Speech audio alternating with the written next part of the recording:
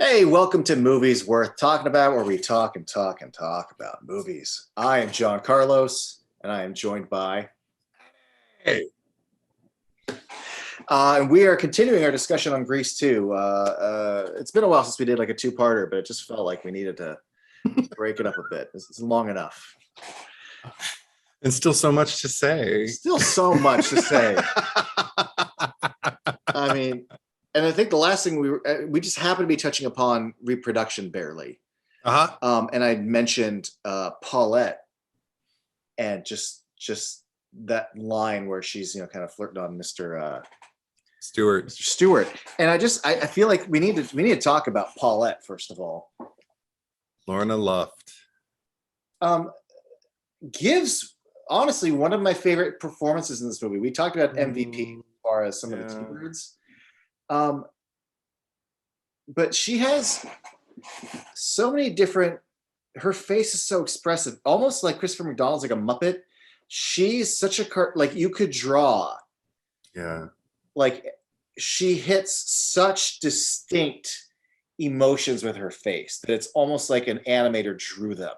Mm-hmm. But they still come from a place. But I mean, when she is wowed by Johnny, like she is flush and her eyes are huge. But that just like that dumb faux little modesty when she throws the bowling ball and just versus like I mean, I feel like people don't say CFM anymore. That was a very like early 2000s, but she's got these like CFM eyes sometimes, and I completely believe like that's what she wants. Mm-hmm. But my only sad thing for her, and it's not about her performance or anything. It's just the fact that Johnny jerks her around so much emotionally. Yep. To the degree that after literally singing like, "Hey Paulette, take a look over here," honey, and she's like, "I just might be your baby tonight," and they smooch. Yeah. And then he asks for another trophy and kisses Stephanie right in front of her. Well, tries to make Stephanie. Right, tries to. Yeah.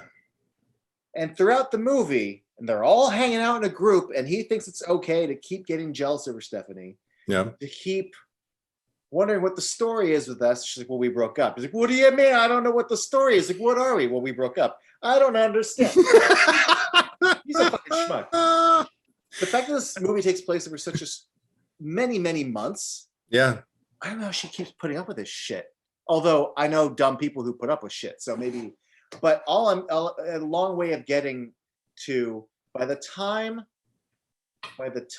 she's like, "Hey Johnny, I've been bullied by you, and you know what? Like, I'm better than anything that you like. I'm the best you're gonna fucking get." And all that. Yeah. At this point, even though I think it's a great beat,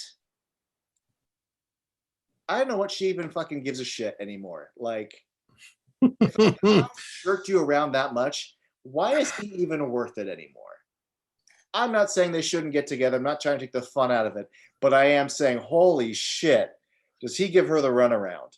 He certainly does. I also think it's ironic that after that's like their last exchange before they both go on for he's already done Prowlin, and then she comes on for Girl for All Seasons, and the next moment that we kind of see that isn't an exchange, but it's a voyeur moment for Johnny. He's standing in the wings, and this outfit he was just kind of like bawling her out about, like not going out there like that and everything, being very protective, but also not protective of his property, let's put it that way. It could be cute, but it's not.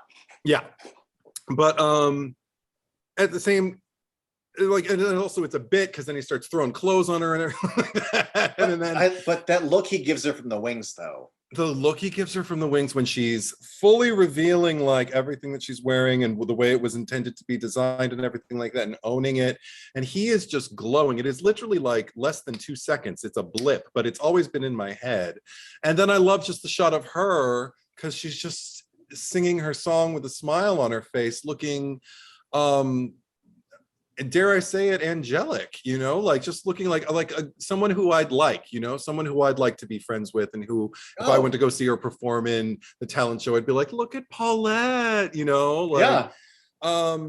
And the fact that he can see her that way, I think is maybe like a subliminal way that Patricia Birch wanted to try and let us know she's more than just a piece of ass for him or a piece of property for him. Because of the way Adrian Zmed plays it, and because, but I mean, again, I don't turn to Grease for like a model of my, particularly for my incredibly binary, like categories that the men are in, the women are in, and how they relate to each other. But I mean, the fact that like their breakthrough is basically like he's about to attack Michael Carrington once he realizes who he is, the cool writer and everything like that.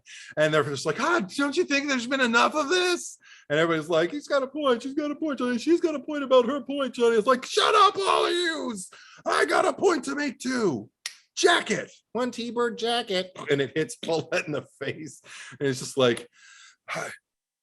And he realizes Paulette's got the jacket now. And that's when he asks for it again. But this time he makes eye contact with her and he says, jacket. And she understands. That whole beat doesn't make any sense to me. And she smiles every time. Because he finally saw her. And finally, even though he didn't ask for it, he said it like he was asking for it, like he was being his version of polite, and that's enough for her. Maybe her standards are just entirely too low. And also, I mean, it's been established, and I believe her, that she's a virgin. So I'm wondering if like she just has this idealized like night in her head that she just wants to happen between the two of them, that she just wants the two of them to, make it happen and for it to be romantic and for him to fall in love with her. I mean, I certainly understand that. I think we've all kind of fallen in love, or what we thought, if we thought we were in love with like the wrong person and the person who was stringing us along, and we're willing to stick it out because we love them and because we're going to make them see, what was always standing there. And maybe that's what's going on. I feel like that's certainly what Lorna Luft is playing. There's definitely a lot of, and everything you're describing, I have to remind myself, like, they're in high school and they don't know any better yet. It's just hard to watch it through. 1961. There's no role models. And they have rules like, T-birds and pink ladies. Yes. But it's just funny because at 41 years old, when I look it through my older prism, I'm like, girl, dump that zero and get yourself a hero. Like, why are you putting up with this? You can do so much better. He's such an asshole to you. Yeah. But he just makes her heart go, beat faster. But I just love her because he's just like, jacket. And she's like, jacket. With this beaming smile. Seymour. Oh my God. It is absolutely Audrey energy. Dude, every time I watch this movie, when I get to that scene, I'm hoping this is the time I'm going to understand what's happening. Like, is this going to be the time where like, oh, you idiot. Like, but there's no pretext to why that scene is being performed the way it is. And maybe one day I'll get it. Well, that's another thing that I was actually kind of shocked to find out watching the anniversary panel discussion. There were parts, even though much of the film was scripted. There were times when Patricia Birch as the director just let her actors play. She would be like, okay, we've got that. Now let's just do another one. Say what you want. Like, do, or go even more and everything like that. Like there were things that they knew were coming, like where the scene where this happens is happening, like the cigarette, like him putting it in his mouth. Like Adrian Zmed was told on like day one on set, you're gonna do, because I think the screenwriter or somebody, I can't remember who it was in production, had a friend who used to do that all the time. He'd be smoking in high school, and anytime he saw a teacher, he'd flip it with his mouth, no hands, into his mouth to hide it, and then wave. They'd leave, they'd see he's not smoking, and they'd leave, and then come right back out and everything. Never swallowed it. And So Adrian Smed got told on day one on set, you're going to do this bit where you like swallow a cigarette and everything, like, so start practicing now because we're probably going to be shooting it in a month or two. So for 2 months, Adrian Smed every day would practice at least a couple times flipping a lit cigarette into his mouth safely. And yeah, and he got it down. When he gets hit on the back and supposedly swallows it, there's nothing in his mouth, of course, so no risk. And yeah, that whole thing, there were so many different takes that they just had different exchanges where Eve Arden would just, you know, like be questioning them and then wondering what that smell is, you know, and everything like that. And I don't know how many hours of footage we don't have of just that scene, because I think it took like I can't remember if it took a day or a couple days. Like it took a while. But so yeah. I wonder, now that you've said that, if like that scene with the jacket was just like, oh, now let's just do a take where you guys do what you want to do. And yeah. But whatever subtext that they're playing, I don't. You don't get it. It feels like there was a deleted scene, maybe 2 deleted scenes. One where he's like, you know, one of these days I'm gonna know who my dream girl is when she catches a jacket or something. Because then we go, oh, and she's like, you know, one day a man will, you know, he'll throw a jacket at me and he'll be such a gentleman about it after. And then that scene hits and they're playing both of these sort of like, but it's apropos of nothing. I also wonder if it has anything to do with the moment that precedes it, where everybody's talking to Johnny, and I think Paulette, isn't that the same moment where Paulette's like, Johnny is like, what? It's just like nothing. Hey, that's the other thing, is it comes off the heels of just like a huge abuse, and then all of a sudden there's a moment where he shoots. I guess I feel like what they're showing us is that he had another opportunity to just choose rage and he didn't choose it, and that was enough for her, because that's another thing.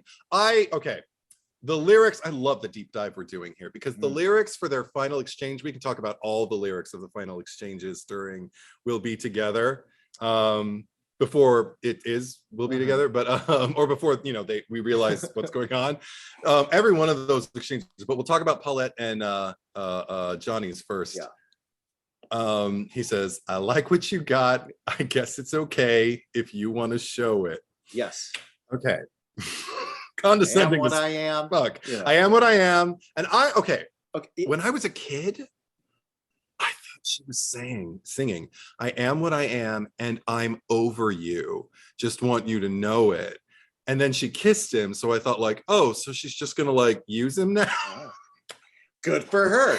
Right. Like, I am what I am, but you don't have any power over me, but sure, I'll take your dick. Like, but now I realize I am what I am and I'm all for you. Just want you to know it. And the kiss is about like, okay, we're clinching this. Like, this is the real thing. So I think that if that's the key to Paulette, I am what I am and I'm all for you. Well, that's her little arc, just the way that we were going to have a nose thing and then we kind of forgot about it. Because the movie, one of the things I like about this movie for kids, even though there's aspects of it that aren't for kids, but also there's so much about this movie that I think is great for kids. There is kind of I hesitate a sort of small proto-feminist, like feminist, you know, for kids version of because Stephanie is, you know, I ain't no one's trophy. Yeah. And they're like, oh, Miss Independent. She's like, yeah, Miss Independent. Like, I kiss who I want to kiss. And that is something that, like, I think, you know, maybe if like young girls were watching it, like that is something worth seeing. This idea of like, I'm tired of being someone's chick. And they're like, tired of being they're like, what? Such a blowing their minds. But also, not only is that Stephanie's story, but the bigger picture of the movie also, because Paulette, I always thought it was just the end where she's like, look, it's like a bathing suit and it's the winter and this is what, and he's like, no, you can't show people. And then the line is, you know, I'm okay with what you got. It wasn't, and I've seen this movie a lot. It wasn't until this month that I noticed in the beginning, during back to school, Paulette's got her jacket open with her tits out, and her little sister tries to take the jacket and cover up her boob, and she goes, no. Yeah. this is my female figure, and I am presenting it. Mm-hmm. The world can see it. So like there is. Oh. We started it and we ended it. If you want to show it in her body. I like that. Yeah. That's very nice. It's a little arc. Oh my gosh, that's gonna warm my heart the next time I watch this movie tomorrow. Mm-hmm. But I'm gonna have the songs in my head, like even just like pausing between the first pod and this one, like I couldn't get Charades out of my head. And I don't even like that song, but I don't mind it. That's the thing. I don't mind it in here.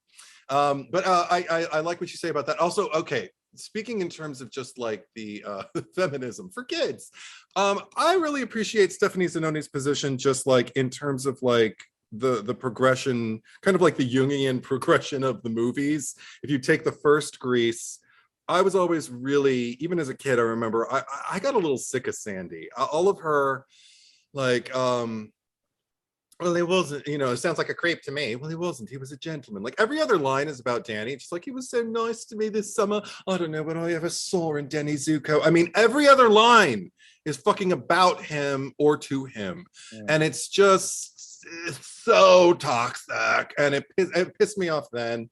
I was craving something more. And then when I finally got to see this movie and I just got to see as much as she can be as a teenage girl, this autonomous woman, seemingly, but who also is not perfect. Like as much as I want to idealize her as that big sister vibe that I talked about before, I also like the fact that like she's the kind of person who, if somebody points out something about what she's wearing on the first day of school, she's going to go change it. That makes her human to me. And I also like the way that she gets sick of people. Like, I love the fact, oh my God, I live for Michelle Pfeiffer's little impression of Ms. Mason when she's like, okay, she didn't like your paper. Tell me about it. I have to read the whole thing over again. I can't even do it justice. But, and just like her staring into the spoon, she's giving me total teenager, just like distracted teenager with that. And the relatability of when they're in the parking lot and Johnny is saying, hey, you know what? I've decided we're not a thing. Yeah. And her desperation of like, yeah, you've decided. Okay, great. And then also, side note, how fucking stupid he is. She's like, okay. And he's like, just like that? Like he's so heartbroken. Oh, just like that? Yeah, but you absolute fucking selfish moron. Like I can't. Oh, such a great moment. But I just love her annoyance. Like, can I fucking go now? Like, yeah. Yeah, it's that horrible, like inevitable high school food chain of love or infatuation, shall we say, where it's like Paulette is chasing after Johnny as Johnny is chasing after Stephanie, because what Paulette sees in Johnny and cannot lose is what Johnny sees in Stephanie and cannot lose. And I can't blame him with Stephanie. Yeah. But at the same, I mean, okay, let me rephrase that. I can't blame him for feeling the way he does about Stephanie. I can certainly blame him for behaving the way he does because, yes, like I said, fucking toxic, and it doesn't get rewarded. That's one thing that I like. Is like at least that microscopic moment of Jacket is showing me, oh, she sees he's changed enough for her to go forward with this, and he's doing the best he can to accept her and open a door and be a different guy than he's been like the whole rest of the movie. So there's that. But I mean, you could almost argue that the movie, I'm not arguing this though, but that you could, that like, well, since they've kind of reversed roles, it's still a toxic idea of a guy changing who he is for a girl that he's idealizing. Yeah. However, and it's not just because the sexes are switched, which makes it okay, because well, last time it was a girl, and men just, for better or for worse, just tend to have more power in the way social structures work. Sure. So by making it a male, you're giving the person who has normally less power, you're making it more feminist by having it. But I'm just saying, without that, just the idea of like, she knows what she wants. She won't settle for anything less.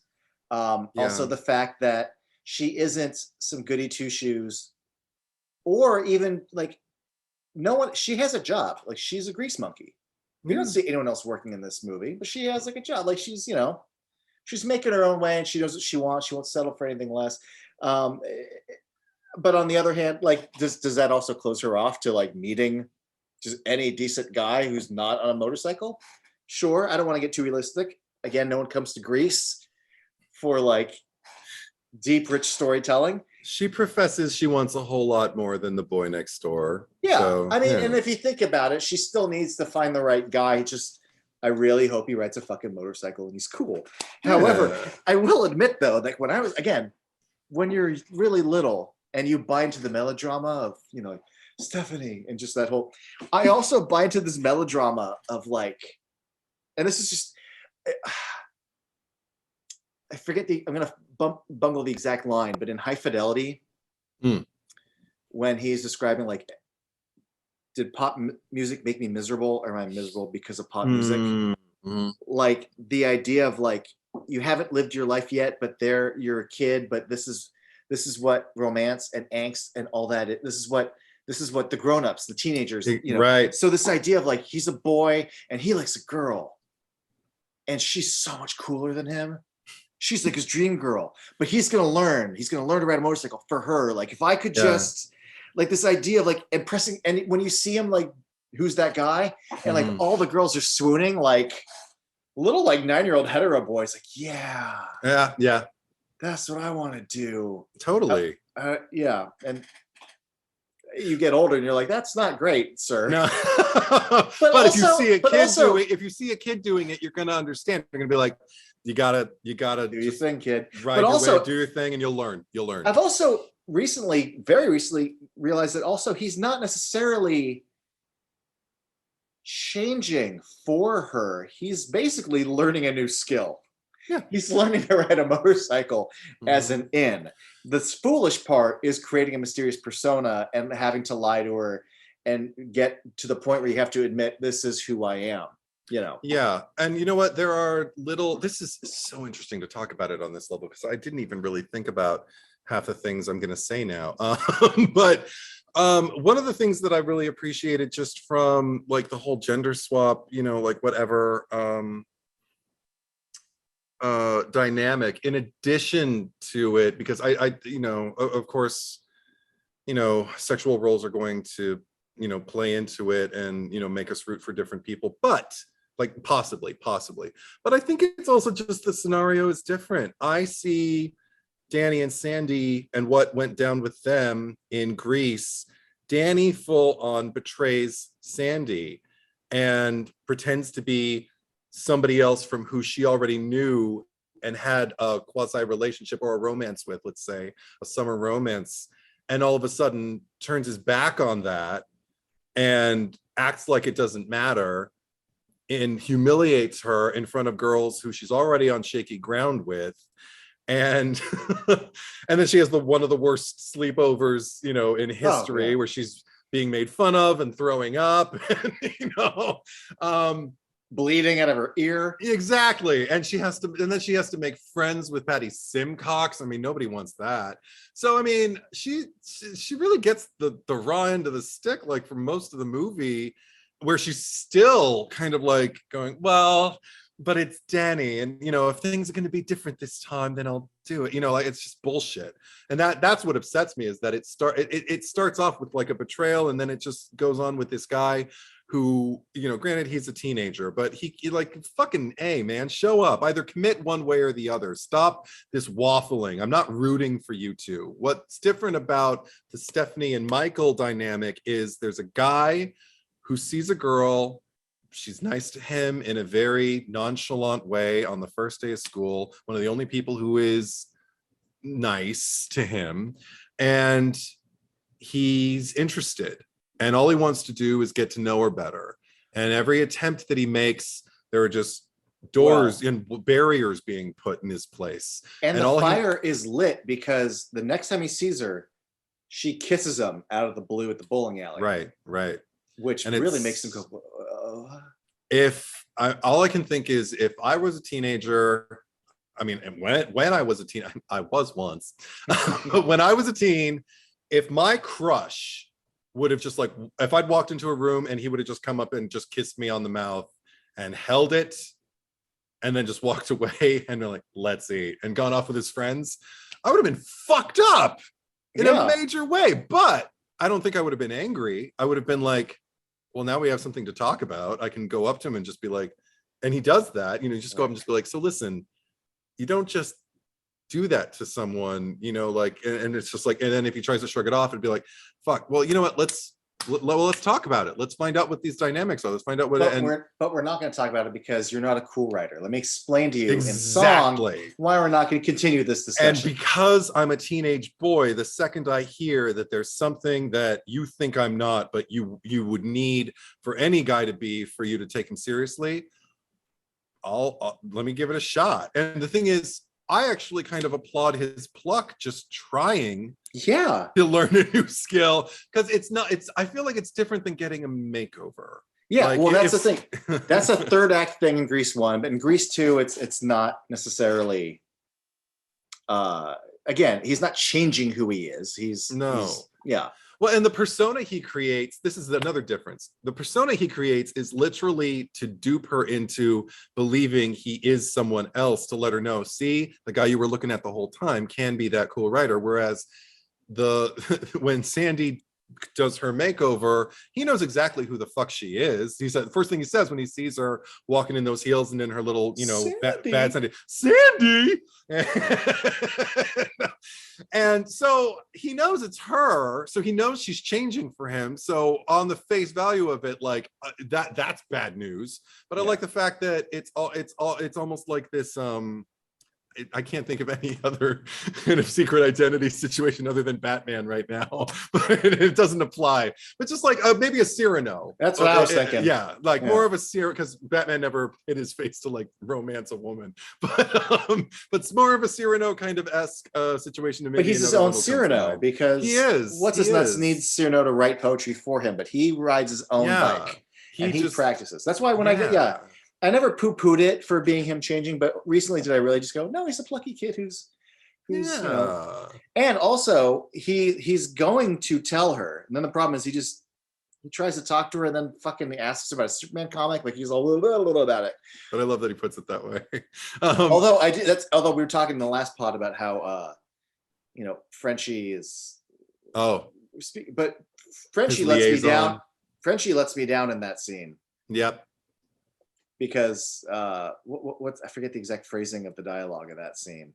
Knock her off or knock her out of her socks off. Yeah. But then if she sees who you really are, you're gonna knock her back into those socks. I'm like, fuck you, Frenchie. And the fact that he goes, I'm like, you're not. This is not the pep talk that I want from you right now. But it's the truth. That moment never really situation. But anyway, sometimes you need somebody to like give it to you for real, though. But like I said, I don't think Frenchie is a good friend all the time. Right. I don't think she's the greatest friend.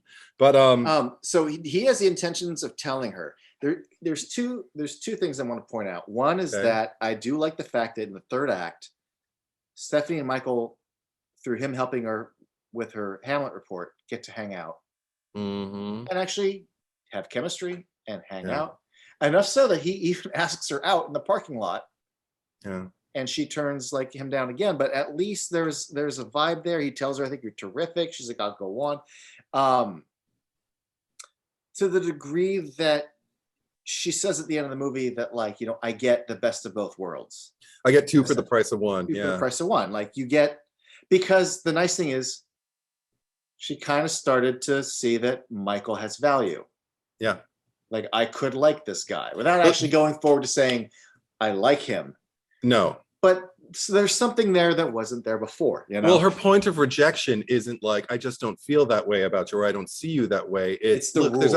There's a pink lady code, okay? Right. Like that's why I can't go out with you, because of course I'm feeling what's happening between us right now. Eddie, even though the whole fucking movie is her going, fuck the pink lady code.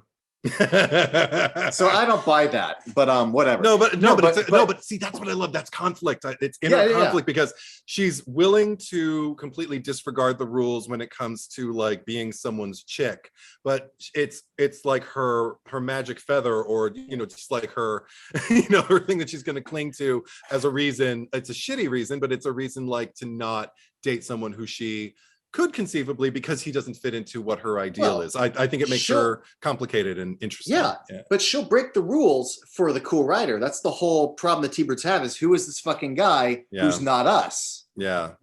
But something that just occurred to me during the last podcast, so tonight, you talked about, and we've established that at the end of the movie, she likes both Michael and the cool rider. She gets two guys to press a one. Yeah. You talked about how in Turn Back the Hands of Time, she's singing to her imagination of the cool rider, but for some reason he's British. Yeah. Is it possible because she's now letting Michael into her heart and she's projecting Michael into the cool rider? Oh, that'd be really nice. Because that's another point of irony that actually always it didn't bother me. That's my new headcanon. Okay, cool. Because there's something about, you were talking about the scene in the parking lot when she tells him there's a pink lady code, and he says, well, according to Dolores, the code stinks, and he walks away, and she just goes, oh fuck. And then she does her, and she has to talk to fucking Johnny and Goose. But okay, at the very end of that scene, like, she leaves, she gets in the pink lady car, she drives away. Johnny punches, I don't know what it is, like the cabinet or whatever. He punches something metal. It's a bin. It's a bin. He punches it. He goes inside the structure, and then Goose punches it and goes, ow, and walks in. And the last shot is Michael standing there, having seen the entire thing, and it looks like he's leaning on a motorbike.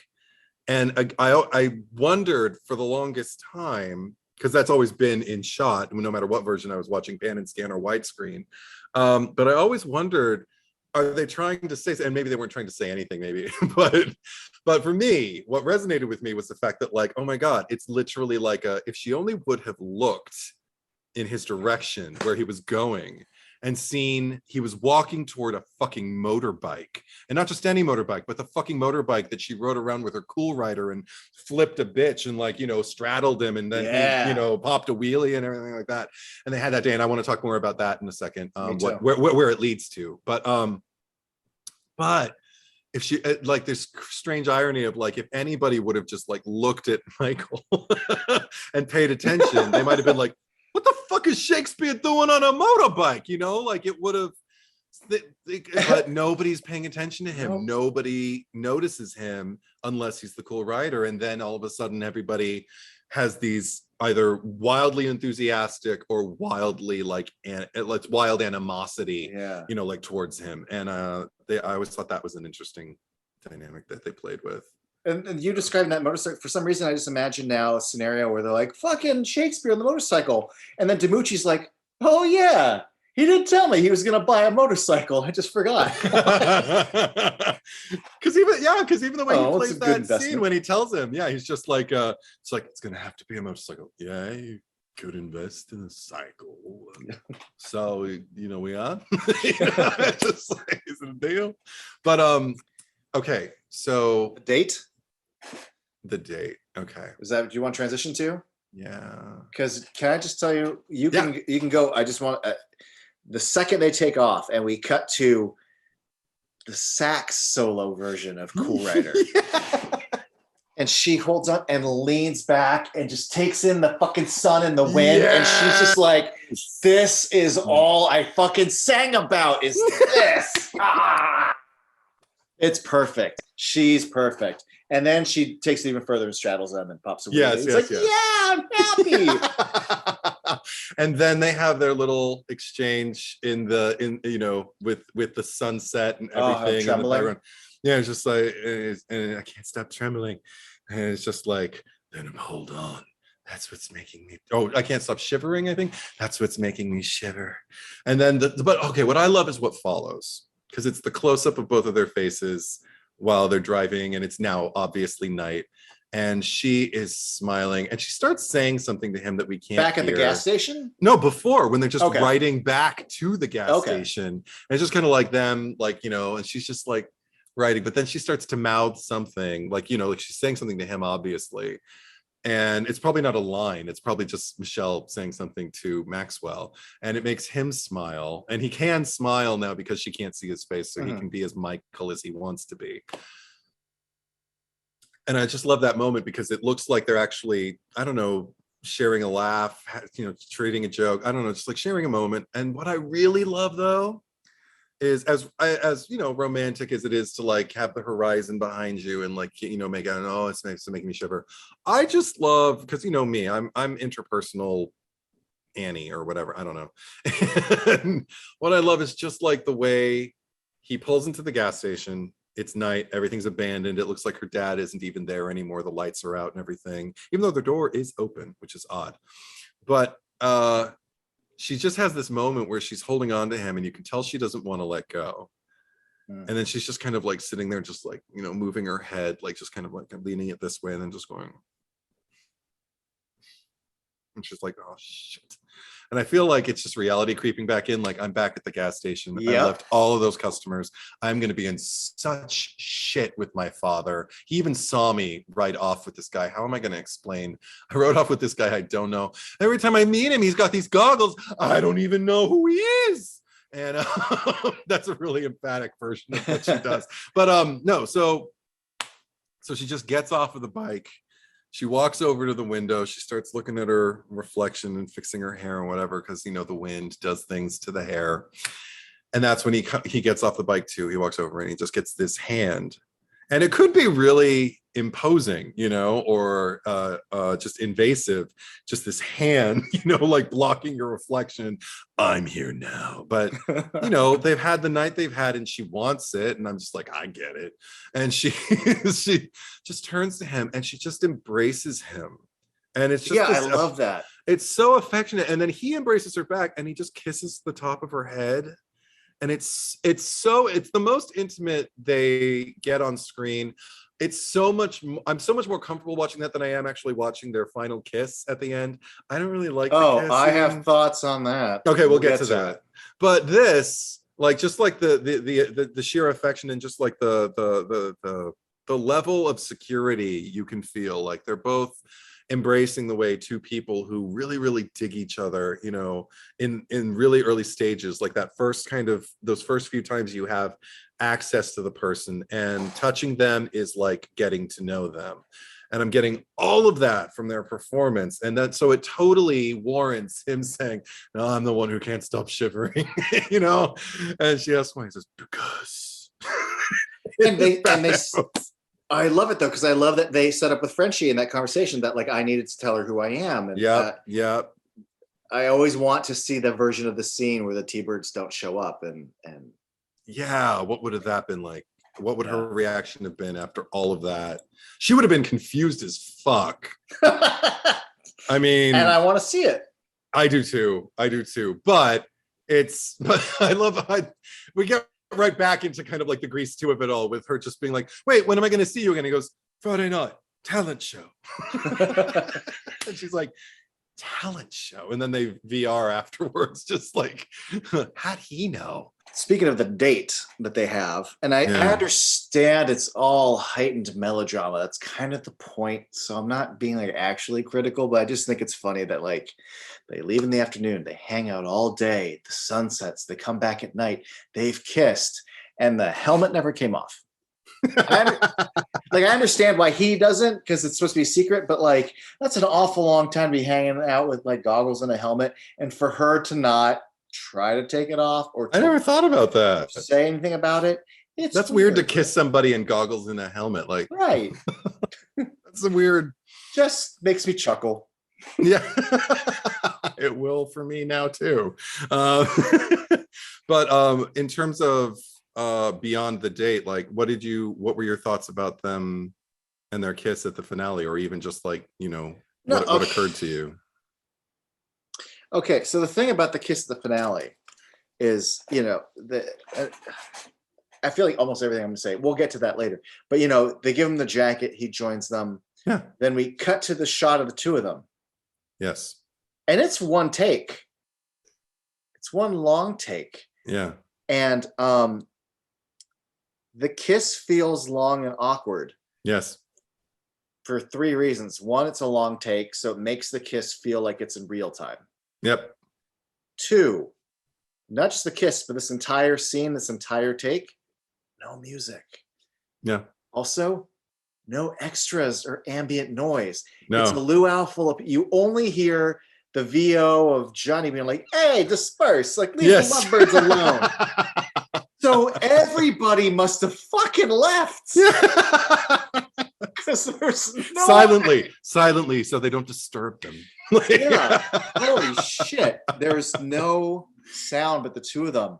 Yeah. It's super awkward and such a weird choice because, especially if it's a kiss, like maybe a little score, a little camera pushing. Mm-hmm. I mean, I respect some movies when you lock the camera down and let the actors do their thing, but yeah. The lack of any ambient noise is a real fucking buzzkill for that moment. It takes the piss out of everything. That's my thoughts on it, especially because the movie is surprisingly at times very cinematic. Yes. There's all these shots for who's that guy with the dancers in the fog standing on the car, and the first time when Stephanie kisses Michael at the bowling alley, we push in on Johnny being like, what? Yeah. And all these like little tricks throughout, at the end of Cool Rider, the fact that it's not just a shot of her dancing, but it's staged to be Michael watching, and then I forgot his name all of a sudden, but Josh Charles's brother, Demucci, like there's staging happening so that three important beats are happening in one shot. So for the movie to then be that uncinematic, as if maybe there's compromises that had to be made for production, but they're like, all right, let's just fucking do it. I'd imagine that's usually the case for any complaints that we have. Yeah, you could fix that in post with just some extras, and some luau music in the background. But they couldn't because he said disperse, and if we keep hearing it, I get it. But I don't need the immediate crowd, but just hello. But I also guess it's kind of awkward. It's a kind of awkward because also they're both speaking in such hushed tones, like they're talking. That's the problem. Patricia Birch probably had but Patricia Birch had a lot on her plate, and she didn't realize she was shooting a scene with two actors who were talking like there's a boom right here, and they're the only two people who everybody is staring at on the crew, and without any kind of thought about the ambience. Because it's a rough transition. I didn't know for the longest time when I was a kid that Johnny said disperse. So I used to think he'd say, "What are you looking at? This first." Like, this is the most important thing, so let this happen and go do your own thing, kind of thing. I thought you meant this first. Yeah. I thought you meant this first time these two lovebirds kiss. No. Look, this first. I mean, I didn't know what disperse was. I was like 8 or 9, so I'm just kind of like, well, whatever. And then I think I don't know when it occurred to me, but that's another funny thing about like seeing these movies, like when you're a kid and living with them and then being housed in here for as long as they are, because there are a lot of lines that I got wrong in a lot of movies, and especially some movies that that are singing, like a lot of lyrics that I sang the wrong lyrics in my bedroom over and over again. So when I watch them now, I can hear the lyrics and go, that is clearly what the lyric is. I can still hear what I was singing. I can't give you any examples right now. I'll think about another one, but disperse is one of them. I got shoes, they're made of plywood. That's a pretty famous one from Greece. No, I never. You never hear, excuse me while I kiss this guy. No. These are all the, okay. Excuse me while I kiss this guy. That is hilarious. I've never heard that before. Oh my God, you're killing me. Oh, I'm gonna cough. Side tangent. I think my personal one that I did for a long time is and You Ought to Know. The with the cross-eyed bear that you gave to me. I've heard that one. Yes, I've heard that. I always thought it was a very, very personal lyric. That when they were dating, he gave her a teddy bear that had like little cross eyes. Yes, the cross-eyed bear that you gave to me. I went through all my 20s thinking that's what my teens. I think it was in my early 30s where I'm like, oh, a cross-eyed bear. No. If we keep talking, maybe I can think of like one for this movie, but I can't. But I'm like giving you song lyrics. Yeah. There's movie lines. I don't have a disperse. The dumbest one I have is when they're starting the Death Star trench run, lock S foils in attack position. When I was a kid, first of all, I mean, an S foil, some fucking bullshit. But I heard luck as falls in attack position. Like, hey, we're about to do a dangerous thing. May the luck fall wherever it does on us. It's something you say when you go to battle. Luck as falls in attack position. Oh, I said one that I misheard in this movie. I am what I am, and I'm over you. Just want you to know it, so I'm going to ride that dick, but doesn't mean anything to me now. But I don't remember the ride that dick part of it, Eddie. Right. I thought that's what the implication was. While we're at the end of the movie with the kiss, yeah, we'll be together. You know, you mentioned the last one. If you had to fault the movie for something, I will fault the movie for this. What a limp dick way to end the movie. Oh, I think it's pretty. It's choral. Okay. No. It has redeeming moments in it. It has redeeming moments of cheese with, again, each of these three couples. Will I have a score? Like, there's nothing wrong with liking each other. Like, we'll get to that. Yes. But I'm not saying you have to recreate everything. But like, We Go Together is a fucking banger of a way to end a movie, right? And you think maybe you and then try right into that. Grease. Also, Grease is the word right on the heels of that end credits. It makes total sense. So, but then We'll Be Together, and just the wide shot of everyone, and the choreography is just like knee down, knee, and then down, knee down. I'm like, this is a little flaccid here. This is like the 15th ending they had. So, but then we get to everyone, the couples spinning, the little photo, Christmas lights, the trampoline. And mostly it starts, but I'm like, oh my god, yeah. But let's talk about these three couples and their the denouement of each. Okay, let's go in order, because that's probably the easiest way to remember all the lyrics. So it's just like hold on. Lead in. The kiss. The kiss makes me very uncomfortable for all the reasons you mentioned, but also just because I don't like watching actors kiss each other when they're not feeling it, but they're going through the motions anyway. That's what that take also feels like to me, is that it lacks spark. It really lacks spark, and it just feels like they're doing it because the director told them, and it's really uncomfortable. And also because we zoom in too, I think we get closer on them and you start hearing all the, and I'm just like, oh god. And under the right circumstances, that can be really hot. But even for me, I can watch two straight people or two women or what have you, or even two people who I'm not particularly attracted to in a conscious way, and then I'll watch them just kind of like be into each other and just be like, damn, okay, now I know this about myself, but this was not that case. I mean, again, like the affection and the fact that it felt so organic, like at the gas station when they returned from their Stephanie date. In his chest, and even they're not even looking at each other, but what he's feeling, and then that close up of her. Yeah, I need that there. Absolutely. Especially because she's made the discovery, that's when it should happen. But this isn't even, I mean, I have another movie on Steelbook that was released in the 80s. I have Pretty in Pink, and that final kiss, dear God, Andrew McCarthy and Molly, spoilers for anybody, sorry.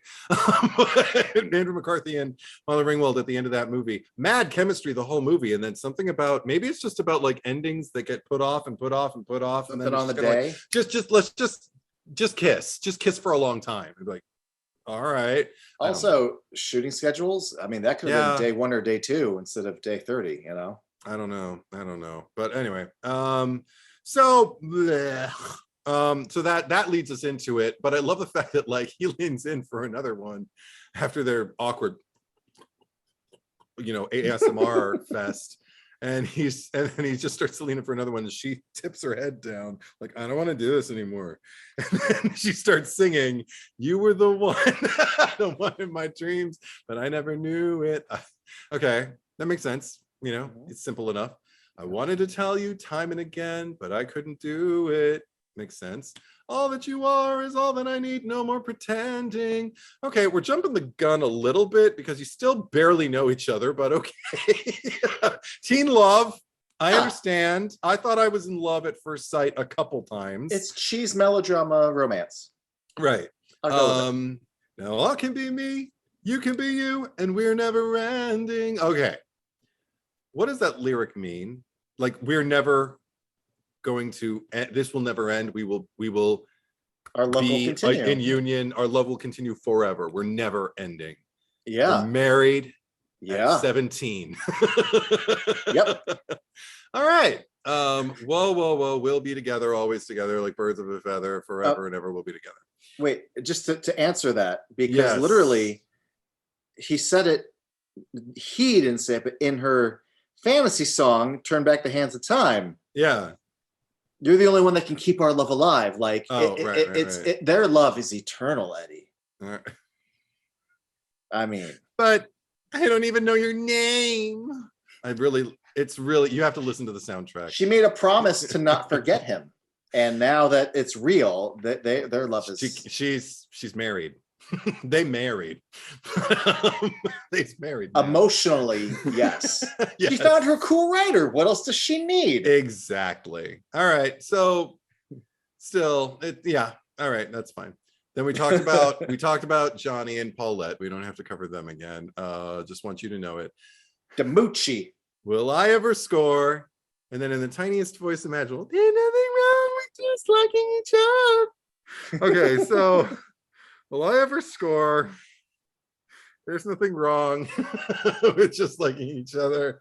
I like that while everybody else is kind of making amends and like committing to one another, he just wants to know if he's ever going to get laid. Because that's all his storyline was. And her answer is there's nothing wrong with just liking each other, which is basically no. Hell no. It's not going to happen. Honestly, after the shit you pulled in the bunker, you're lucky you're even together. So no. Again, I would have fallen for it. I would have been like, oh no, bunker. I know you would. Oh no, I guess we should. Like, I mean, the frustrating thing for me with that song, and I like this song, and I'm not genuine frustration, but right. He's not subtle. He's overt. Yeah. Do it for our country. Yeah. And at first it feels like she understands, and then she doesn't. And she seems to think to the degree that like when he makes his move at the end, she's like, what? Like he said it like a lot. I mean, so much. He's literally leaning. I mean, and this is, I don't mean to shame any teenage girl who doesn't see, things coming, but the fact that he's like literally, you're talking about doing it for your country. He's literally leaning over you after he's like undressed. He's undoing your blouse. He's leaning down. And then you're just like, I'm ready, Lewis. Yeah, me too. Like, come on, let's go out there.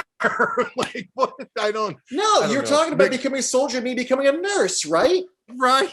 That's why you were untying my blouse and getting on top of me. But again, I mean, never fathom the teenage mind. I was probably really naive, even older than my teens, moving into situations thinking this is one thing, right?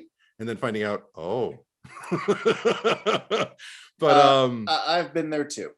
Yeah.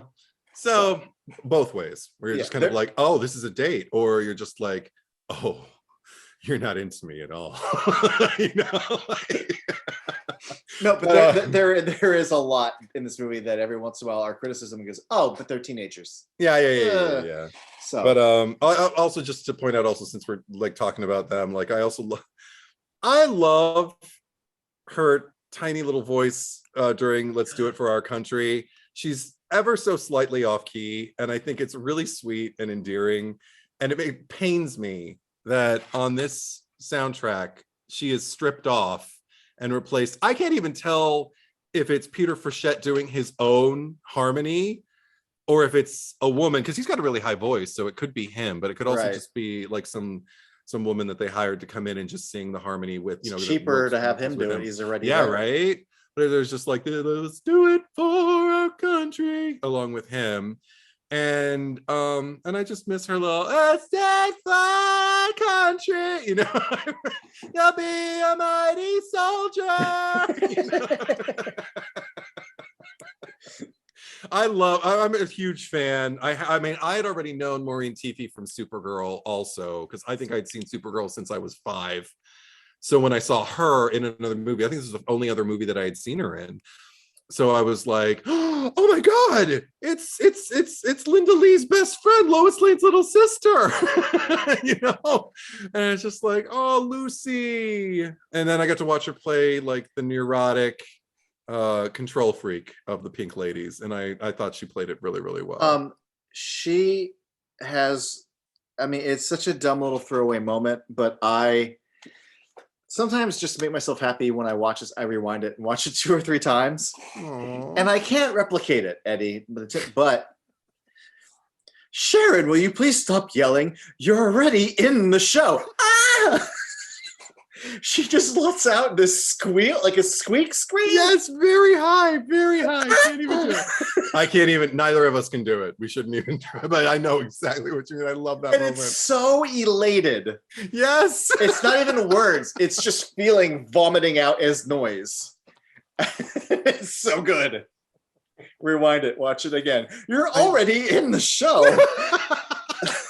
That's another thing. I love. Excuse me. I love how upset she gets every time. Like, she fucking like. She's gonna need the stage for the drama class, and you just trash it with with your lyric sheets. Oh my God. Going back to We'll Be Together. I do like the idea that these 3 couples. But Rhonda and Goose, they don't attempt to be like, no. Will I ever be on Bandstand? Your nose is okay. Like nothing. Just to try to put a bow on it? No. And because neither of them really have the. And then we don't even get any real exposure as to the courtship between Davy and Dolores, neither of whom we've really spoken about. First of all, he's the only one who's I'm bad with names. So like every once in a while I'll go Johnny Adrian Samed or whatever, but like I don't even know that little fucker's name. Leaf Green is the actor's name, but the character is. I always remember because of that very cinematic zoom that we get on Mr. Stewart, where he's like, Mr. Jaworski, and it's Davy Jaworski. Yeah. That's his name. That's his character's name. It's that is a very strange beat. Yeah.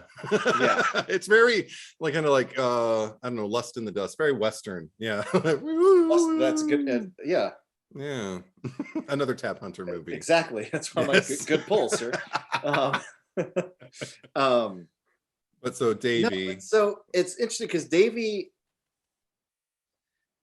is the only one that never really has like a featured like real like love interest in the movie if you're trying to pair everybody up. But it is neat during Score Tonight. Yeah. How since they're having so much time with Paulette and Johnny, yes, they paired Davy up with Stephanie for a lot of the choreo. Yeah. Which I think is just kind of cute because they're buds and they're dancing, He also gives her that "I love you" look when she bounces around him. She puts her hands on his shoulders and just kind of bounces around him, and he's just looking at her like, well, can you blame him? No, not at all. Yeah, it's so strange when Dolores. I've watched every time I watch that scene. I can't really unpack it and get a definitive answer because it feels like she's a child and he's a teenager and. The way he's like shrugging like this is a thing. I'm like, oh my God, this is a thing? That's horrific. Yeah. But then I try to watch it go, well, maybe she's just being cutesy and he's embarrassed to be pulled into what she's saying. But the body language still feels like, and it's all happened off screen. It's never been there before. Mm-hmm. But then at the end, when all the couples are dancing for the freeze frame, he's alone. Yeah. Makes me think she is just being silly and talking shit. But that scene doesn't feel like it. Or that he killed her. No, because another thing that I remember is there's that shot where you get to see all the couples like kind of like embracing each other, like positioned like a chorus of like, and they're one of the couples where he's got his like arms around her. I don't like it.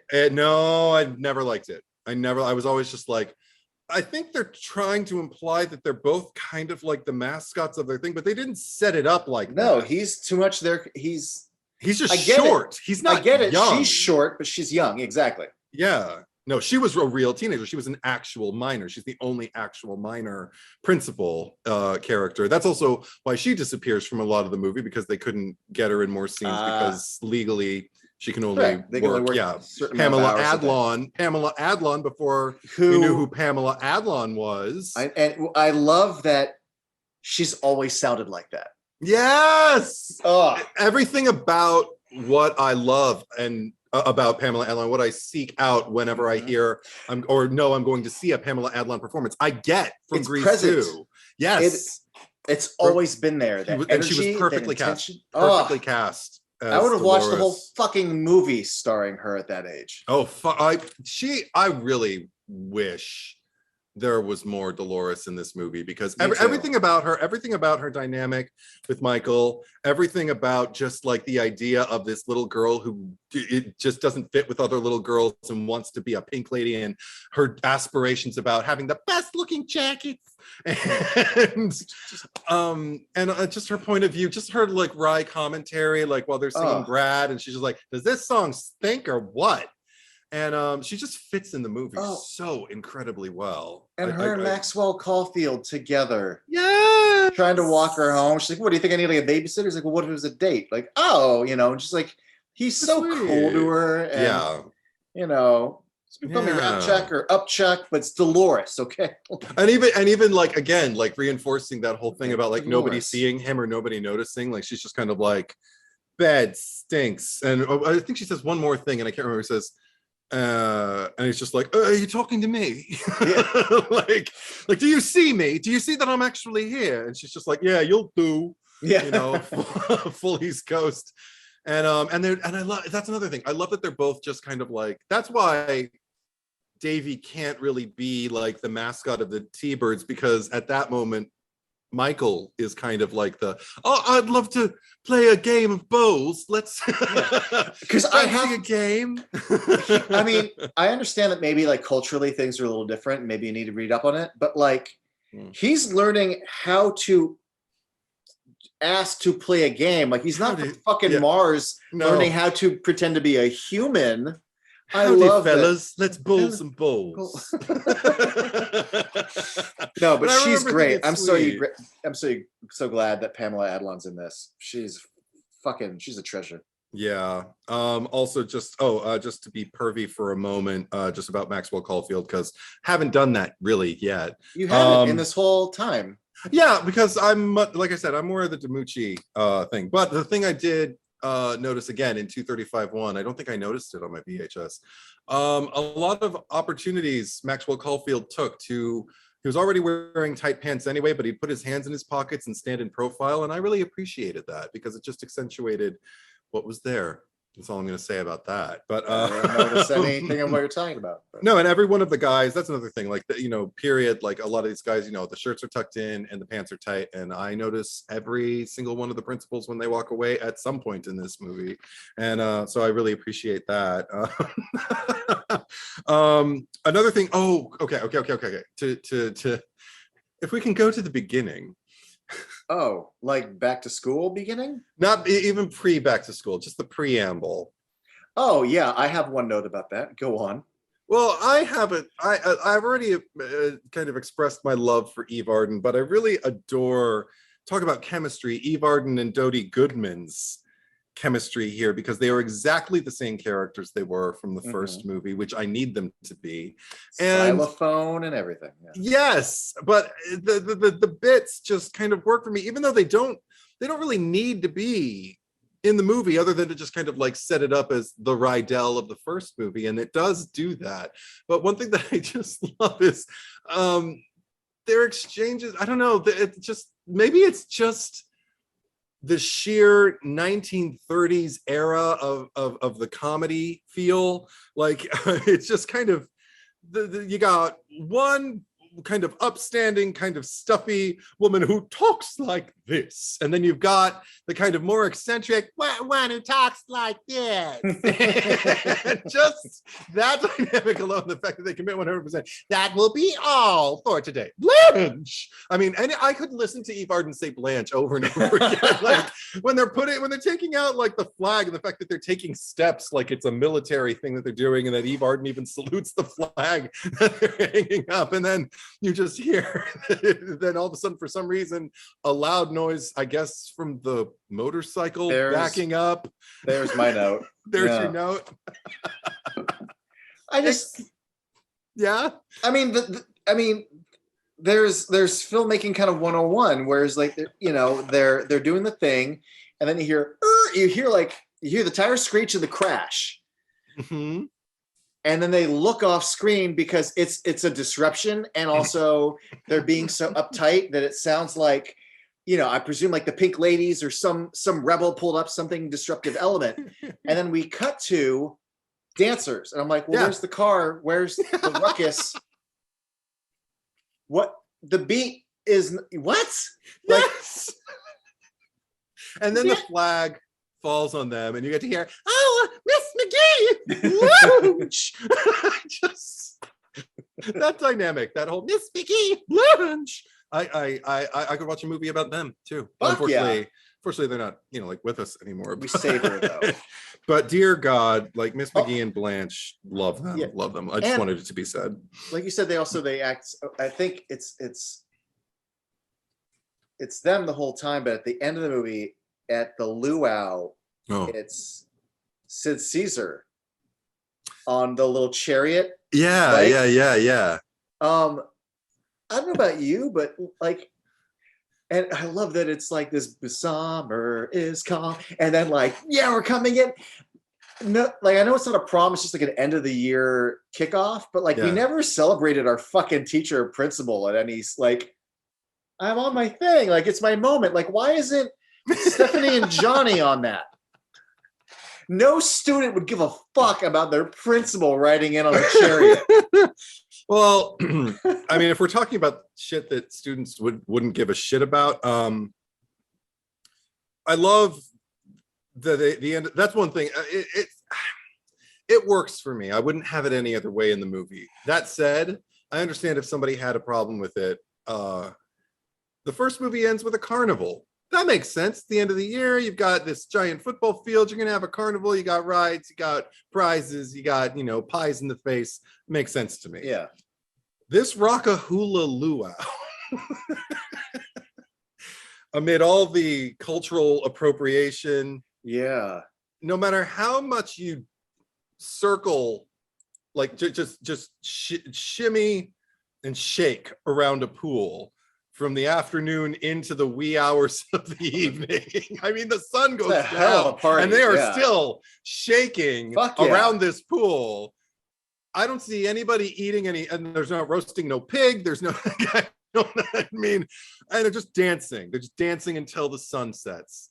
I can't, maybe the youth, I don't know. Maybe we had more energy when we were young. Maybe I did dance until sundown and I just didn't notice, but I don't know. It all seems a little odd to me. It's like, oh, they decided to have a luau this year in place of a carnival. I understand they don't want to have a carnival because that's the first movie. We're just going to notice they're not singing We Go Together. Yeah. But, or You're the One That I Want. But I don't know what I would put in the place of it. I actually wouldn't, because it's so weird. And the movie is so off the rails by this point that I'm just kind of like, oh, okay, the Rockahula. Maybe it's a period thing. Maybe like Hawaiian chic was really, you know, all the rage. I feel like I remember a lot of like luau themed barbecues on the Wonder Years and stuff, which was a little later into the 60s. 61. Yeah. Okay, maybe. I don't know. I forget what it's called. But you know what I think of now every time I watch that scene, because it's so random, because it has nothing to do with like when some people decide to force hula luau into something. Yeah. And I don't know, it's a deep cut. It feels just as random at the end of basketball And then I can't help but wonder, is basketball spoofing Grease too? But they're just like, I don't know, and now the Malaka Laka board, you know? What? Because they call Stephanie and Johnny the Mahuma Numa something. Yeah. Like, the it's some bullshit. Lani Kelani Luau. Yeah, They got all these words. All these words they made up. Yeah. I just feel like basketball was satirizing that sort of westernization of like, I don't know. And that's another little thing.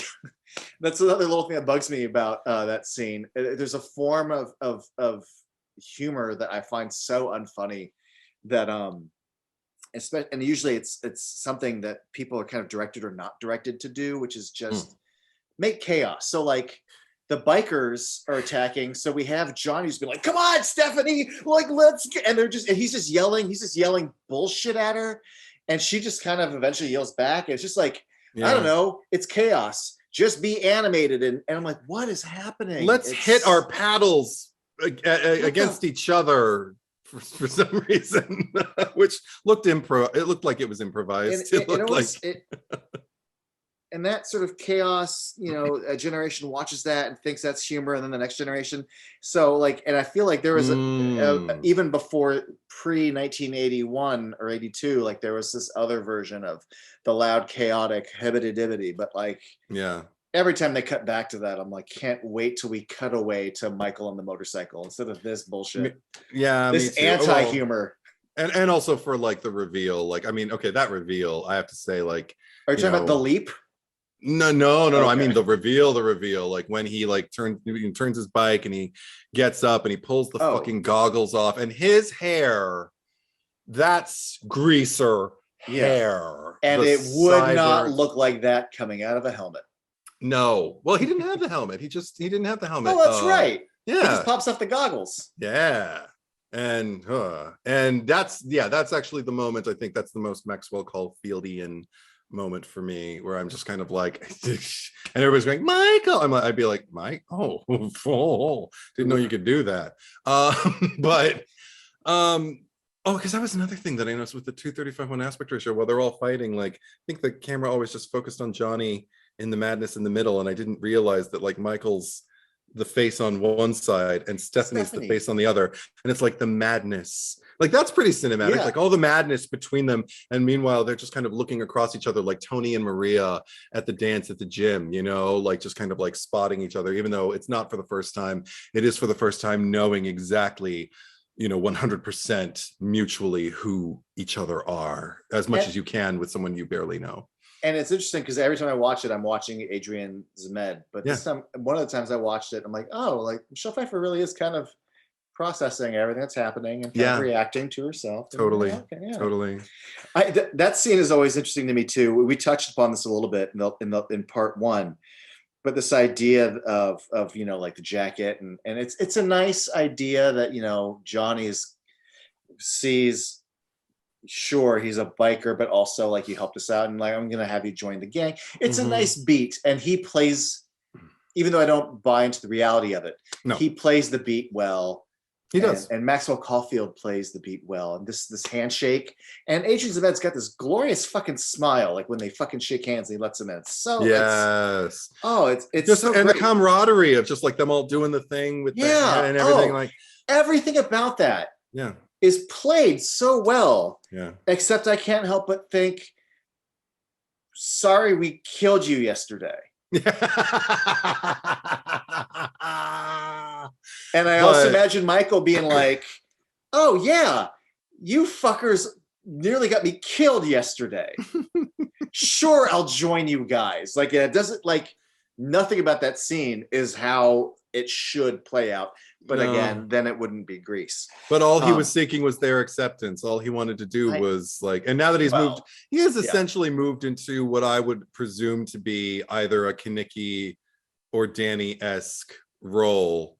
Sure. You know, because with the T-Birds, because he is the coolest one. You know, he is lending a lot of legitimacy by taking that jacket. But which he can lose anytime he wants. And they all have East Coast accents too, so whatever. Right. But no, the way that what occurred the night before. Yeah. And again, it's not shot very well, but this idea that like they were really going after him, because it just really looks like he just drives and wah, and then they all just kind of pull up after him. Yeah. It's not, doesn't feel like a chase in the way it's shot or edited, but the way they're acting was that like, oh my God, we were really running him down, but we thought he was going to pull up. Anyway.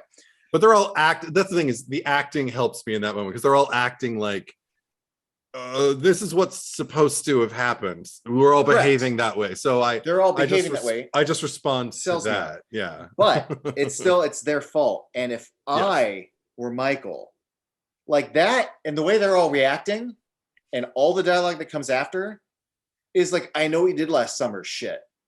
And since they think he's dead, if I'm Michael, you show up at the end of the fucking movie with like a hook for a hand and you start or at least join the Scorpions. That's what that reveal of him up on the roof should have been. Oh, I'm one of the Scorpions now. No, I wanted him up on the roof with the fucking Gordon's fisherman outfit, and then he leaps down and just starts hacking them all to pieces. Yeah, and he's like, "Oh, you think I was gonna make it to the talent show? Like, you thought I made it to the other side?"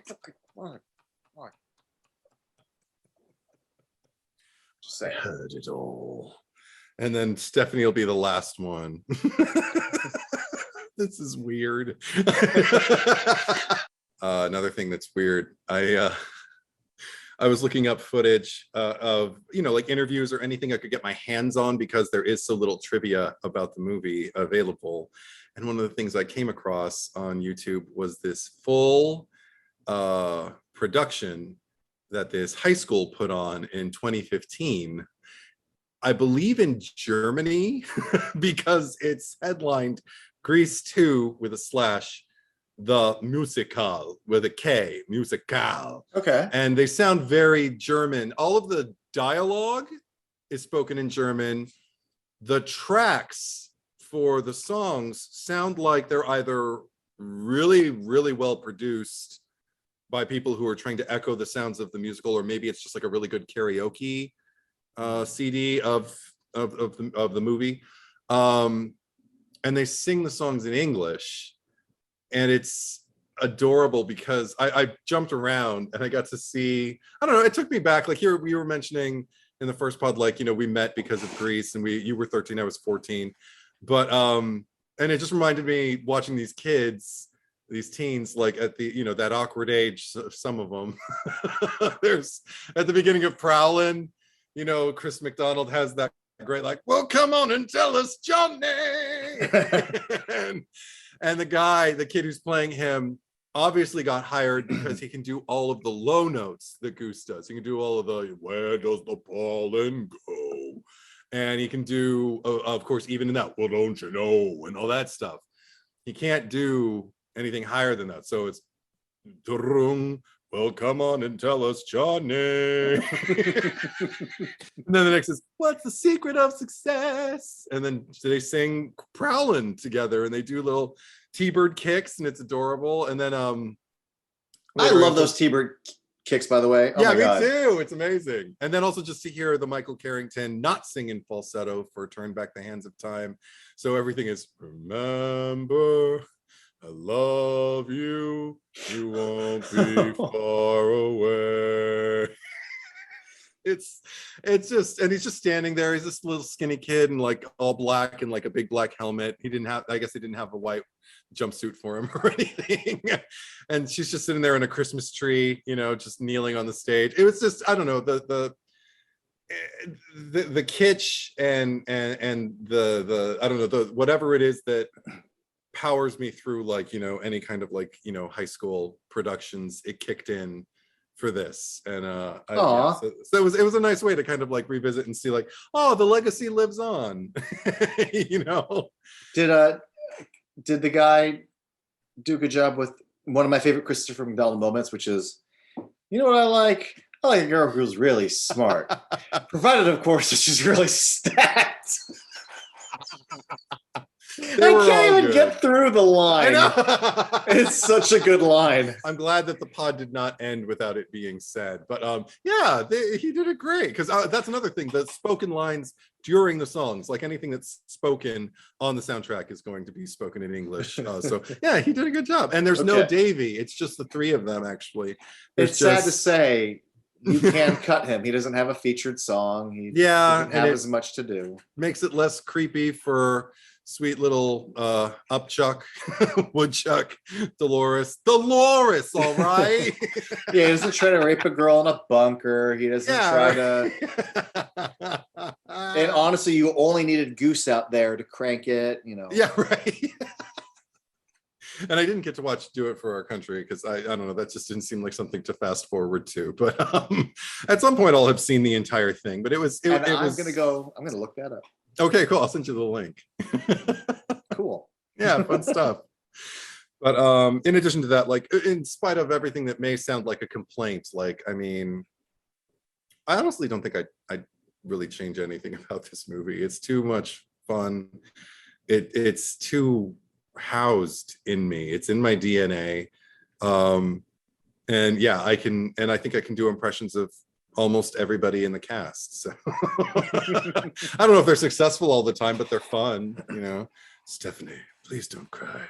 But he's, you know, you've mentioned this in other movies, and that's one thing that I think Maxwell Caulfield really gets right in this movie is, if you want to portray a guy who likes a girl so much that he would learn motorcycle for her, he looks at her sometimes the way a man who's in love with that girl needs to look at her. Yeah. Just playing the piano, you know, and he's just giving her the fucking eyes, or just handing her the book. Or even his frustration, like when she does bump into him in the cafeteria and then starts to ignore him and just lean past him and pick something up in the pain. I can remember just like the pain if you ever had to be close to your crush and they had to like reach over you or move past you to get something, and just and especially knowing that she knows there is a connection and that she's denying it. It's right there in his in his visage, I'm losing my vocabulary, which means I'm tired, but yeah. In his countenance, his facial expression, that's what I'm trying to say. And yeah, I mean, there's just tons of little details all over this movie, which, you know, I could do a part 3 if I needed to. I won't. But yeah, there's also plenty of things, and we've mentioned the things that are kind of goofy or wrong about it. But the thing is, and I've said this about other movies in the past, every critique I have, every note I have, everything that's wrong about this movie is actually what's right about this movie. Mm-hmm, like, that's what makes it work for me. The happy accidents, yeah. Speaking of happy accidents, you know, like when you're running track and your ball falls out. I had never seen it before, and someone sent it to me when I posted that I was watching the movie, and I was like, what? And so I had to send it to you, of course. Thank you. Because if anybody's wondering, there is you can watch it. It's in the movie. When Michael is running track and there are guys right alongside him jumping the hurdles, one of the guys who's jumping the hurdles just as Michael comes across the twins, he's like the last guy to run on the left side of the screen. He leaps over the hurdle, and as he lands, his balls and his dick fall out. And they're there on the screen, and it looks like they drop out, and then they kind of bounce back in, and then they drop again, and he starts to kind of like go them. Yeah, he starts to go to like tuck them away, to like put them away, and then I think it self-corrects actually, and then he just runs past the camera, and nobody caught it, or somebody caught it but not the right person caught it, and it didn't get edited out of the movie. You get full frontal in Grease 2. That's why I like the movie so much. You'll always find new reasons to like this movie, and that's one more. As if Eddie didn't need another reason. As if I needed another one. Yeah. I didn't really get into this, but we kept kind of teasing it, but Back to School. Yes. Back to School is interesting to me, and it was always interesting. Even as a kid, I understood that Grease was a musical, but it had this one song at the beginning that, you know, that wasn't in the original show. Yeah. It's just a song, and it Yeah. played. And again, you see the movie once when you're like 8 or 9, and then you don't see it for a long time. So I always remember Back to School just sort of being a song. And I knew that the guy ran at the end and jumped into the window, but it wasn't until I got older that I remembered, oh, what a big production it is. Mm-hmm. But the thing that's annoying, it's like it's this weird mix because, again, it's not that no one's singing, because sometimes the ensemble sings. Yeah. But no one is singing, no main person is singing the point of view of the song. No. No one is there going, oh, what I both love, but also, again, it's criticism, but it's why I love it. Everyone's so fucking happy. But did you listen to what the song's about? Yeah, right. The lyrics are about how they don't want to be going back to school. Uh-huh. The Board of Education took away my parole. The whole song is boo. Mm-hmm. But everyone else is, come on, you lazy bum, and get your butt out of bed. Yeah, that's the only weird part where they all sing along to this one line, and then which is fine. But I love the whoa, whoa. Like it's the only time at the very end where the choreography and the intentions match the lyrics. Coincidentally, the people that are in that then go in the next shot are still outside.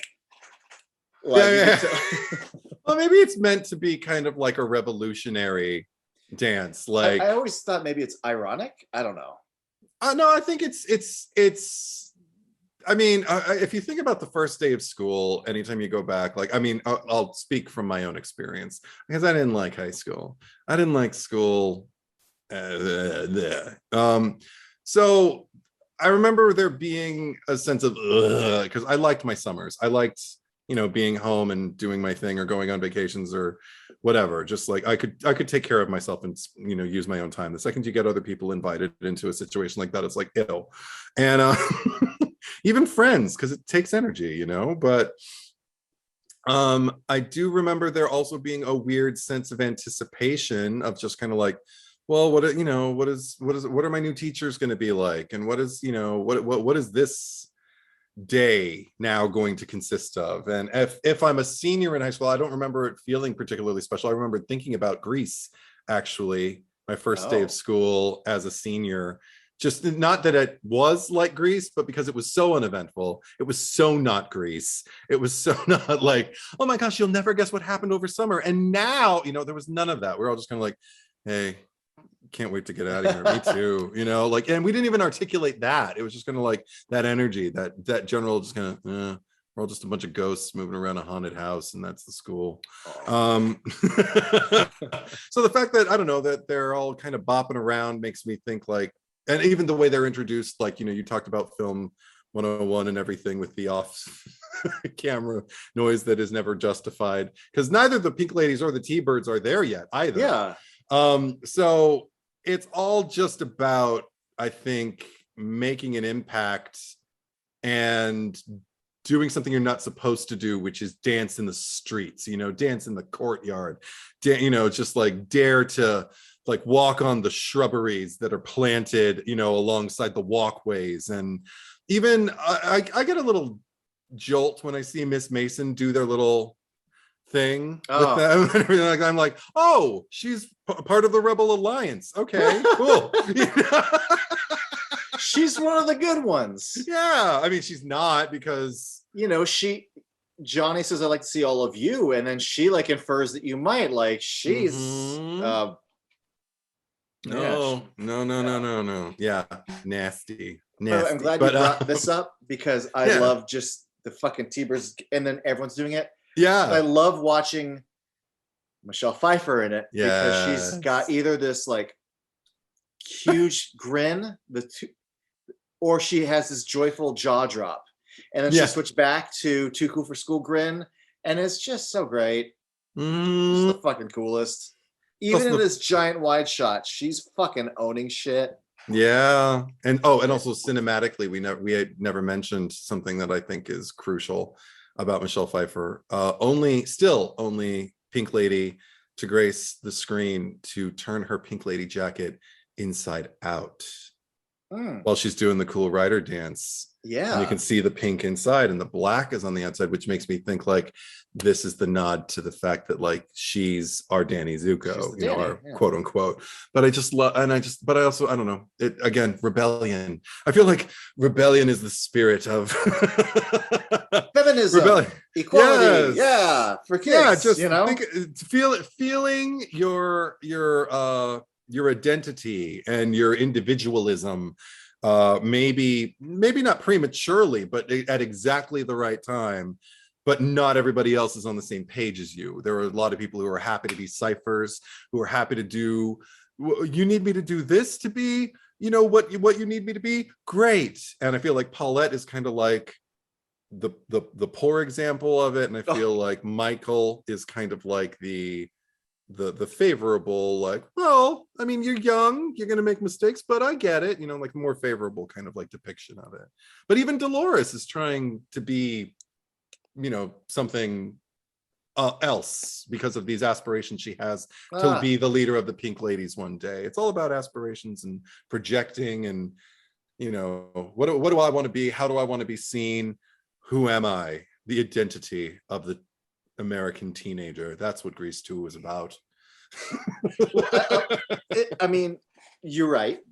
Yeah. But you just reminded me too of like my emotional journey over the years of reproduction from when I was a kid thinking it was funny and then getting older, somewhere in like 20s or 30s and going like, oh, it's just so horny, you know, and it doesn't serve the story at all. It's just one of those songs that exists. But only recently did I start to kind of accept that, like, yeah, it doesn't further anything. It's just kind of a pointless, funny, fun number. But there's something about it that seems between, I mean, as misguided as it is about men singing about, and then all I could do is say, no, yeah, and they changed their tune in the backseat, which is fucking very problematic lyrics, but also how men think. But the fact that the women get to kind of dunk on the dudes, the way that they, baby, give it to me now. Like, I like seeing that, but the whole thing ends up becoming essentially a celebration of teenage horniness. Like it, in a weird way, like it's not, I don't want to say it's not totally pointless, but it has like a sort of bigger picture, sort of, you know, wistful look at like, oh, that is what it's like to be a horny teenager. And okay. But I do appreciate that within it, the women do get to kind of poke fun at the dudes quite a bit. Yeah. That's nice. I mean, also just in terms of the principles, I like the fact that Stephanie doesn't sing one lyric. She's an outlier, just kind of like, or an outsider, just kind of like, you know, perceiving everything. And for a while, Michael is too. But then we get one shot of him when they're doing the reproduction at the very end, where they just keep singing reproduction over and over again. You got one of him just kind of bopping his head, singing along with them. And we don't get a lot of moments where he's, I don't know if I'd call it dissembling, but maybe assembling, you know, just like, yeah. And I remember even, I can still hear my mom's voice in my head when she, maybe the next day when I watched it again, the VHS original copy that I rented. I think the second time she watched it with me, and when he was singing, she was like, oh, good, he's singing with them. You know, like he should be interacting with the other kids. He's too on his own. He shouldn't, he's letting them use him for the writing and everything, but good. Yeah, sing, Michael. Yeah, there you go. Good for you. Yeah. One of my favorite things about that song is just how many lines are given to randos. It's again, this movie is very good to its ensemble, but there's so many lines that are given to randos that it almost makes me wonder if like this song could have slightly more, I don't want to say agency, but relevance if the lines were given to DiMucci, if the lines were given to Rhonda, and they, like, I would lean in a little more instead of just yellow shirt guy. But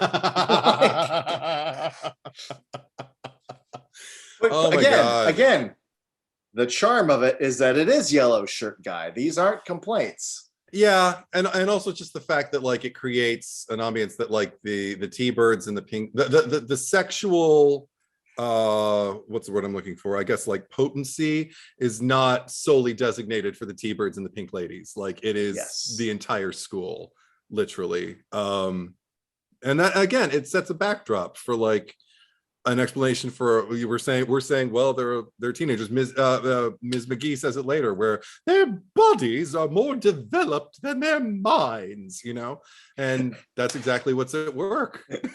I will do impressions of Miss McGee for the rest of my life, particularly in Grease 2 because I like her lines better. Totally. She is. I mean, come on. They after that song and after fucking Mr. Mason or Mr. Stewart's blowing his fucking fart or whatever. Yeah. This girl comes in to confide that she's like, Mr. Pierce, she goes, I'm late. Yeah. Which leads to a dumb joke. Yeah. And then, where does the pollen go? And she looks to the camera like, doink. Yes. Oh. McGee, I missed my last 2 periods. That's all right, dear. You can make them up after school. More. But I love that was a joke I didn't get. See, that's how young I was that I didn't understand what that joke was about when I was a kid. Yeah, I thought like, why is she face cracking? Like, I mean, she can make them up after school, can't she? Oh, maybe she can't. I don't.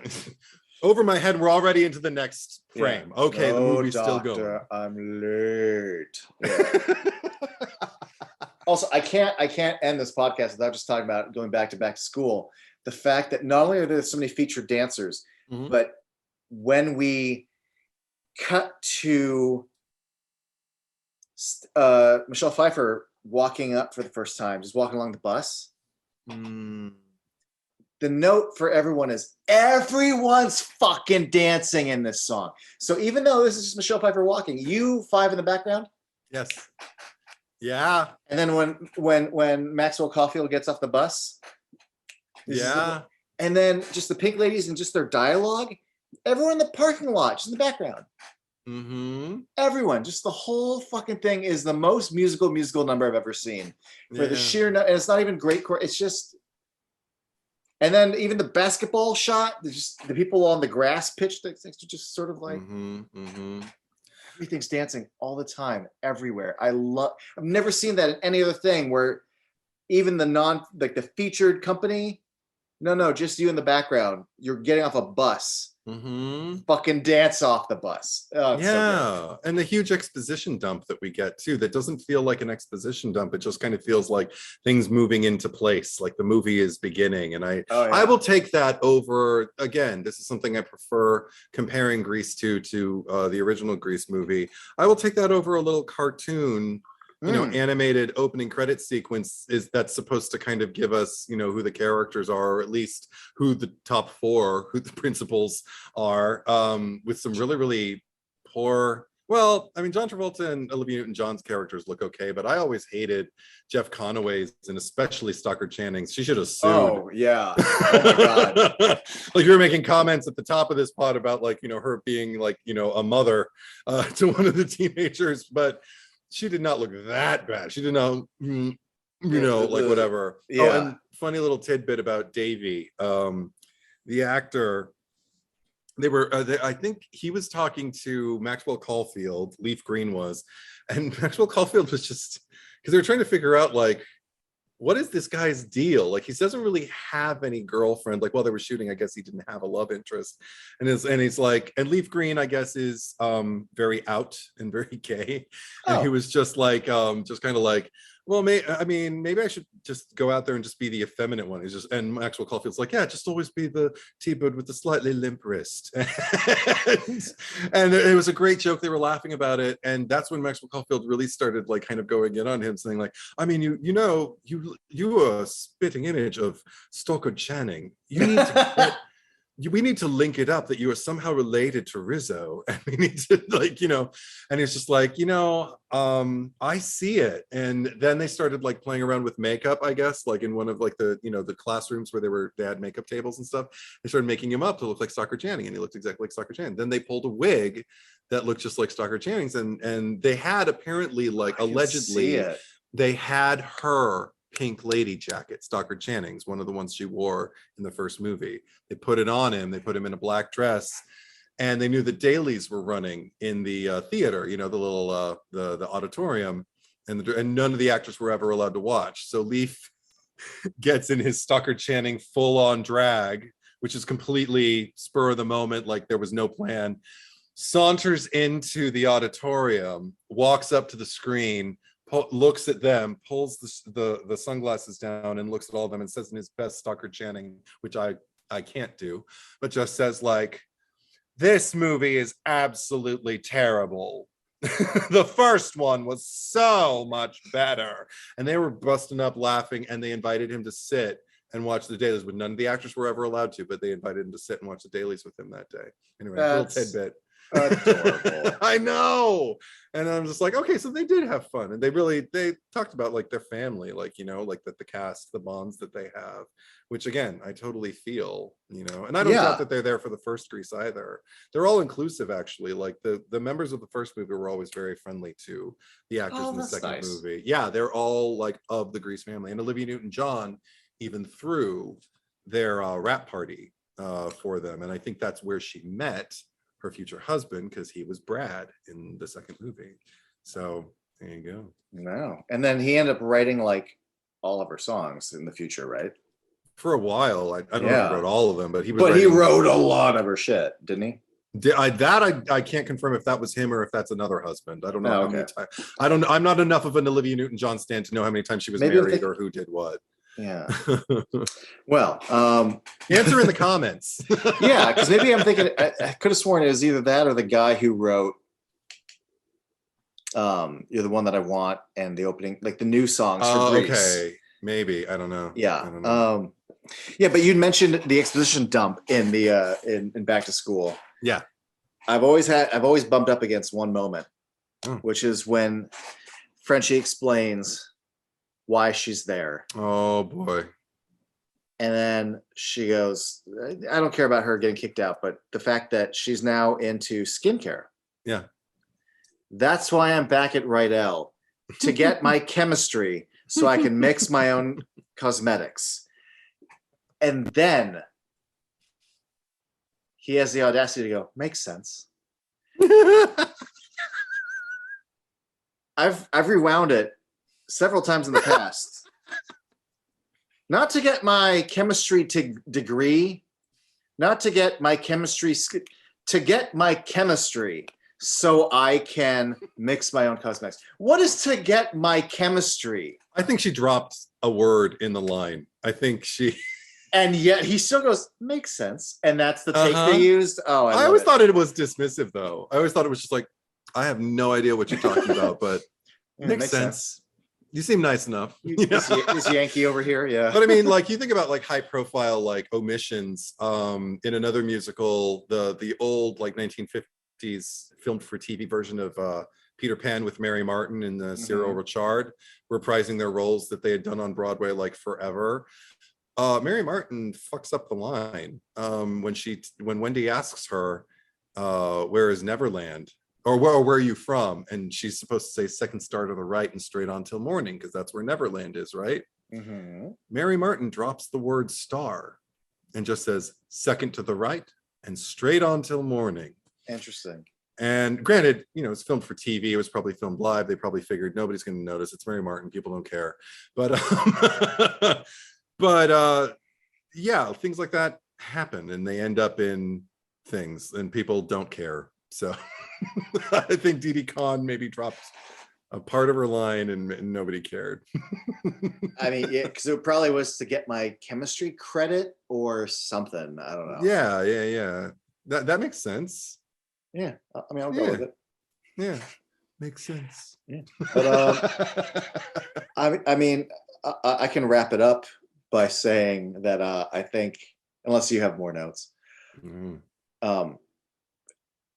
it's definitely a movie that I think is at times good for kids, but it's great for adults who love camp. Yeah, because I mean, just Score Tonight and the sheer amount of excessive. Again, it's directed by a choreographer, and just the amount of people sliding down stuff. But I also, it's normally I would criticize a movie for doing this, and I have for other movies that have done this, or other stage musicals that have done this. But when the songs are just essentially songs for song's sake that don't further anything, because Back to School goes nowhere, Reproduction goes nowhere, Score Tonight goes nowhere, Charades and Cool Rider are two I Want songs. Prowlin doesn't further anything. It could have if they got laid. No, it's but let's do it for our country. Let's do it for country doesn't further anything. Like they're all just it's a very pointless. But it's funny how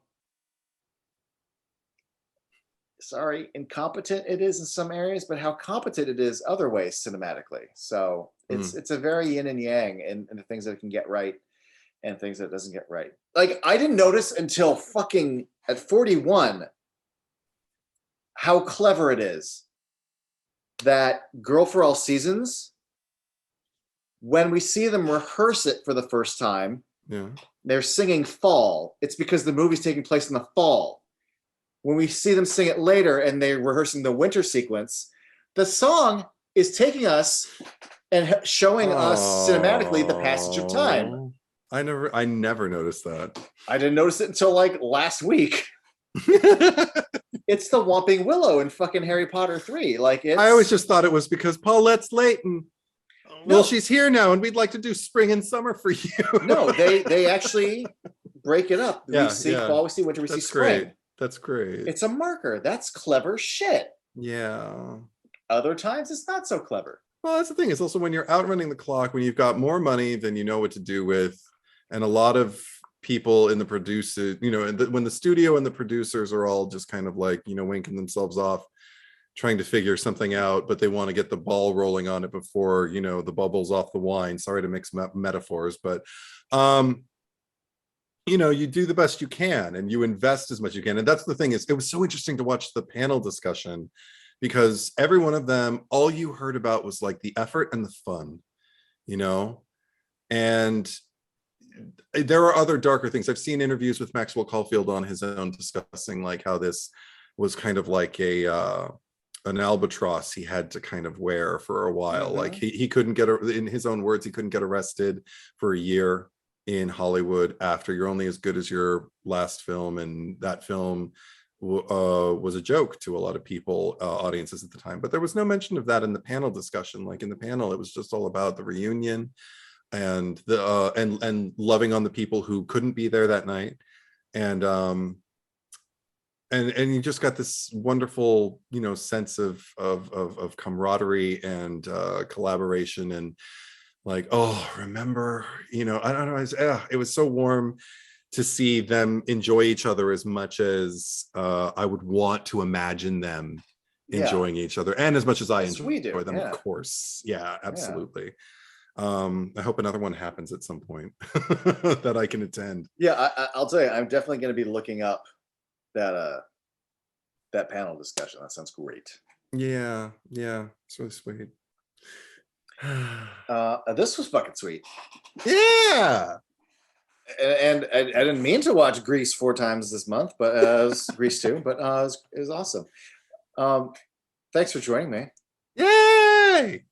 They can find you on YouTube. Yeah. Because you have a channel. Because I do. I watch movies and I react to them. Yeah. It's one word, Edwardistruth, which is the same handle that I have on Instagram. If you want to follow me on there, you can find out what I'm up to. And at some point, there's going to be more reactions coming. They're kind of sporadically posted on YouTube. But yeah, check it out. But there's a handful. There's a handful of them already up there now. Yes, there are. To reverse deep dive into. Yeah, and people like to see my reactions to shit. I'm told I'm quite entertaining. Ask that guy. I don't know. I mean, in real life, we have movie weekends. Yeah, we do. And sometimes when it's a movie that I've seen and I know it's going to hit you a certain way, I'll be like, if the screen's over here, I'll be like, yeah. And I will look at you and I'll either look at you accusingly because I'm crying and I'll be like, yes, fuck you. or I'll look at you like, what? It's when the tears are down your face and you're just like, like, I don't like this movie anymore. Why would, and I love Tracy's question, why would you show me this? Why would you show me a movie like this? Anytime anything bad happens to an animal or something like that, and I understand completely. Yeah. Yeah. Yeah. So thanks again, and thank you all for watching. That's all I have to say. Grease 2. I couldn't talk this long about Grease 1. Know what I'm saying? Me neither. We'd start going into like stories of like, remember when we were in Russia doing Grease? And even then, I don't know if I remember. I don't remember the character's name, but she's talking to Vince Fontaine. Marciano? Maraschino, whatever the fuck. Maraschino, Marty. I thought you were making a joke. Marty, no, I don't Maraschino. Marty, yeah, but she says, like cherry, and you went ho, ho, ho, and I was like, what does that mean? Remember the time you had to explain to me what cherry means? Because I do. I do not remember that, but oh my god, that is hilarious. Yeah, Eddie taught me a sexy thing. Not in that way. Yeah, he taught me sex terminology, not sex terminology, but yeah. I taught you what a cherry was. Yeah. Anyway, bye everybody.